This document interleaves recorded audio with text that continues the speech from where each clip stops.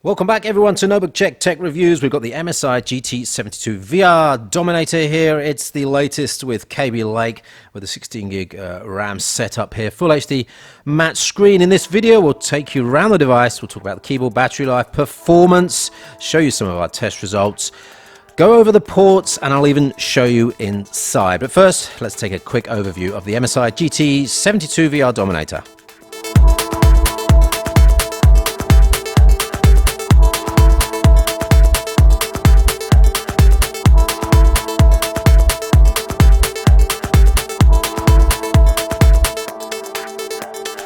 For those of you that know the MSI GT72 series, it looks the same as the old one. There's no change to the casing, no change to the ports. Let's have a quick look at those ports. You've got on the right hand side your Blu-ray, CD, DVD rewriter, and a couple of USB 3.0 ports, or USB 3.1 Rev 1 if you want to call them by their latest names, and another 4 on the other side.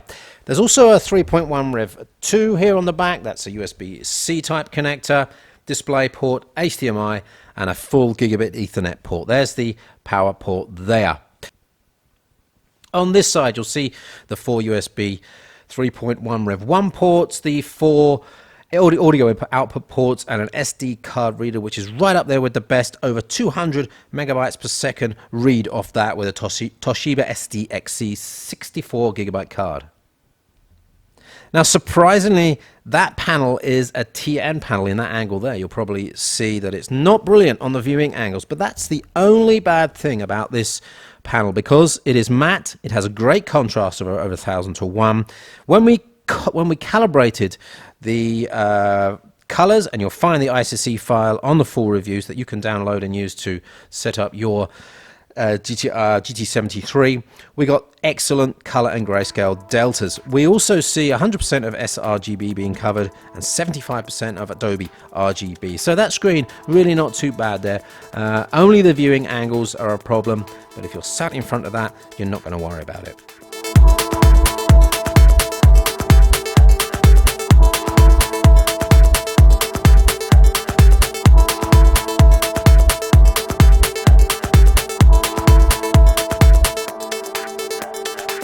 Keyboard has the usual multicolor, configurable backlighting to it. A little bit gimmicky in some aspects. Certainly this pulsing mode and the sound to light mode is a little bit gimmicky, but obviously for gamers, having some of these gaming setups highlighted is pretty good.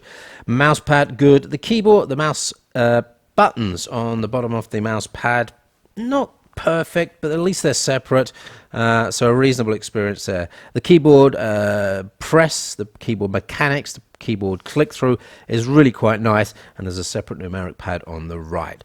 So overall, the working fascia gets good marks from us. You'll see the breakdown of the scores for each of those elements in our full review on notebookcheck.net.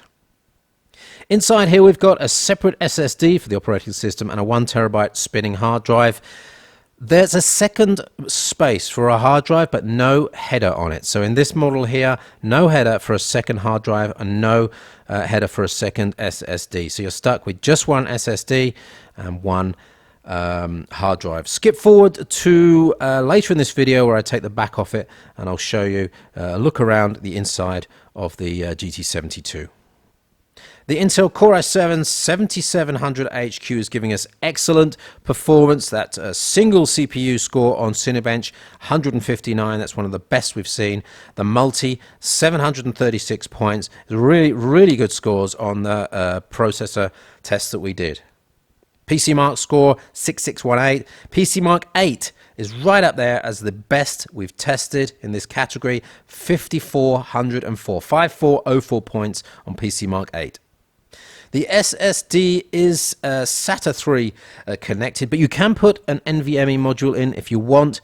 The SATA 3 module bringing us up to around 400 maximum read speed. 521 maximum read speed, 311 sequential write speed maxes. Down at the 4K level, 111 write, which is excellent, and a 33.35 read. So no problems with the SSD that's in there, but if you want to upgrade that to an NVMe, you can.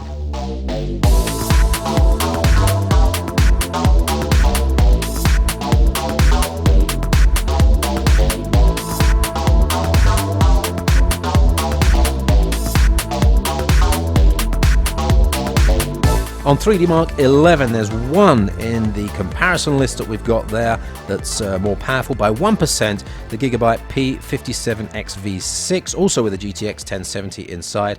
The GT72VR, though, coming in above last year's by over 50% more power. That GTX 1070 inside on the latest Kaby Lake is translating into excellent gaming performance. And of all the gaming reviews I've done in the last year, of all the laptop reviews I've done in the last year, I've never had a table like this, which is all green. I played Tomb Raider on this one, the latest Tomb Raider, and got some excellent 120 frames per second. It's a 120 hertz screen. It's got G-Sync synchronization as well, so you'll get some really, really excellent frame rates out of this, all the way up to full HD resolution. In terms of noise, you can make this pretty loud. Just hit the turbo button and those fans will really ramp up and you'll hear a fair bit of noise there. Our maximum measured noise was 44 dB, which is, of course, something you'll hear, but not up to the 50 dBA, which we class as a little bit annoying in terms of output volumes. Temperatures under full load, and that is a full CPU and GPU test, 48.6 on the bottom, 41.5 here on the top in the middle of the keyboard, so actually not too bad in terms of heat on the top there on the keyboard. MSI have that bass speaker on the bottom, not exactly filling in the low part of the bass spectrum, but giving a nice full volume and a full experience in terms of built-in speakers.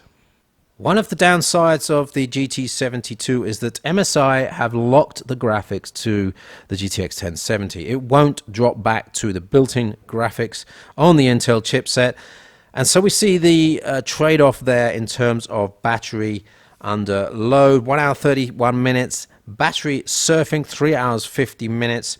It's an 83 watt-hour battery. You'd expect a little bit more from an 83 watt-hour battery in surfing.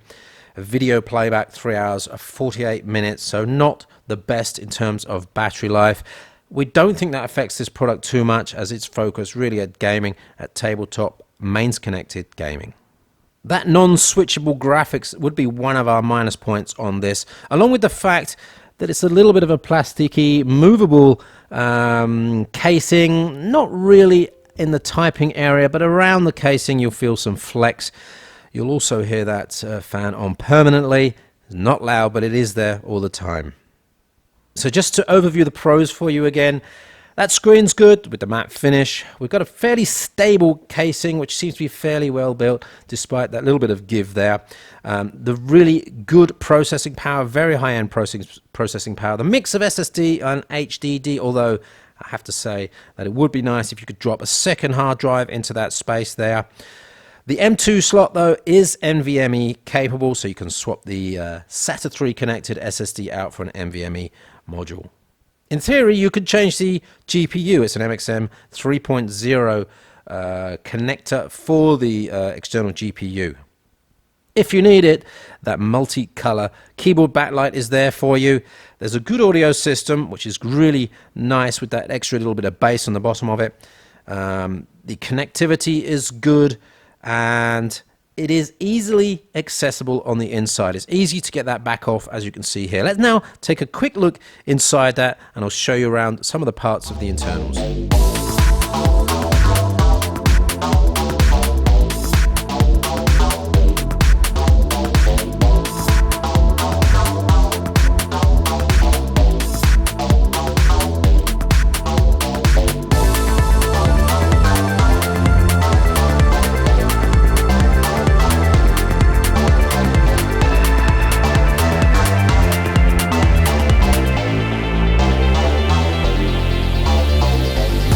So that's it for the MSI GT72VR with Kaby Lake 2017 version.